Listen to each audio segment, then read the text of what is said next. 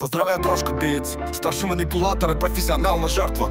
Времената се менят според потенциала, който шества и словата, които се изливат от стаята за баяния и клевети. С музика се захванах аз, поне тук жена ми няма да ме заглуши. Сега краставите и потърпевшите от нъжди има какво да си тананикът на път за актуално и БТА. Ето кратка история на любимата ми еволюция и потенциал с творчеството и набожните дела на родители и деца. Първо е архетласъка на бизнеса на стоковата борса с голямото откровение за яко кинти. Второ е заблуда и преструването, тотално разцепление, за да изкупиш колкото може повече бяли акции. Трето е да си изкараш жертва в национален ефир, за да си втигнеш доверието и акциите. Четвърто да направиш компрометираща пресконференция, за да сринеш акциите и да контролираш пазара. Пето да платиш за медийна мъгла и реклама на бизнес продукта ти, за да заринеш пазара. Съвет номер 6, когато нищо не проработи така, както са ти казали на слушалката в ухото, правиш YouTube канал, за да пускаш ревливи клиповето пълно съжаление, поправка падение, мир и разбирателство в нашото истинско архисемейство. Ако мога да опиша нашата вяра и делото на моето семейство, то би била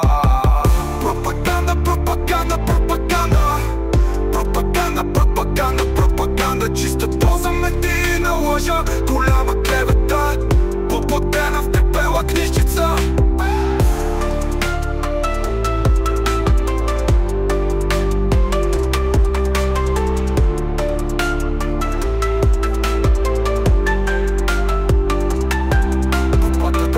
Книжчица.